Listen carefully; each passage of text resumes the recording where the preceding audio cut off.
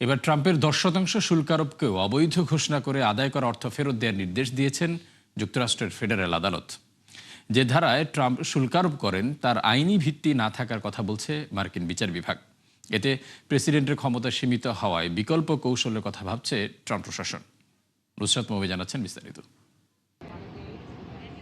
শুল্ক আরোপ নিয়ে বেশ কয়েক মাস ধরে আদালতের সাথে ইঁদুর বিড়াল খেলা চলছে ট্রাম্প প্রশাসনের, যেখানে আবারও সরব যুক্তরাষ্ট্রের ফেডারেল আদালত। এবার 1974 সালের বাণিজ্য আইনের 122 ধারা ব্যবহার করে আমদানিতে আরোপিত 10% শুল্ককে অবৈধ ঘোষণা করা হয়েছে। বিপরীতে রায়ের বিরুদ্ধে আপিল করেছে হোয়াইট হাউস। ট্রাম্পের নতুন শুল্কারোপের বিরুদ্ধে বেশ কয়েকজন আমদানিকারক মামলা করলে আদালত বলেন, বড় ধরনের বাণিজ্য ঘাটতি সামাল দিতে 1974 সালে যে আইন প্রণয়ন করা হয়েছে বর্তমানে সে পরিস্থিতি বিদ্যমান নেই। ফলে আইনি ভিত্তি ছাড়াই আরোপ করা হয়েছে নতুন শুল্ক।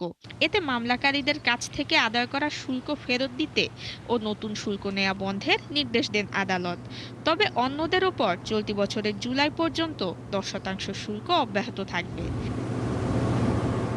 আদালতের এমন নির্দেশনায় সীমিত হয় ট্রাম্পের শুল্ক আরোপের ক্ষমতা। ফলে বিকল্প হিসেবে দেশভিত্তিক শুল্ক আরোপের নতুন কৌশল বিবেচনা করছে প্রশাসন।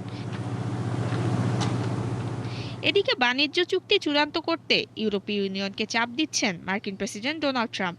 একই সময় যুক্তরাষ্ট্রের উপর আরোপিত শুল্ক শূন্যে নামিয়ে আনারও দাবি করেন তিনি। এজন্য যুক্তরাষ্ট্রের স্বাধীনতা দিবস 4 জুলাই পর্যন্ত সময় বেঁধে দিয়েছেন ট্রাম্প। এই সময়ের মধ্যে কার্যকর না হলে শুল্ক কয়েক গুণ বাড়ানোর হুমকি দেন তিনি। এর আগে ট্রাম্প অভিযোগ করেন, গেল জুলাইয়ে স্কটল্যান্ডে হওয়া বাণিজ্য চুক্তির শর্ত মানছে না ইইউ। তাই অঞ্চলটির গাড়ি আমদানিতে শুল্ক 15 থেকে 25% করার ঘোষণা দেন মার্কিন প্রেসিডেন্ট। চুক্তি অনুযায়ী মার্কিন শিল্পপণ্যের শুল্ক শূন্যে নামিয়ে আনবে ইইউ এবং শুল্কমুক্ত কোটা সুবিধা থাকবে নির্দিষ্ট কিছু কৃষি ও সামুদ্রিক পণ্যে, যা বাস্তবায়নের প্রয়োজন 27টি সদস্য রাষ্ট্রের অনুমতি। এ নিয়ে 19 মে আলোচনায় বসছে ইউরোপীয় ইউনিয়ন।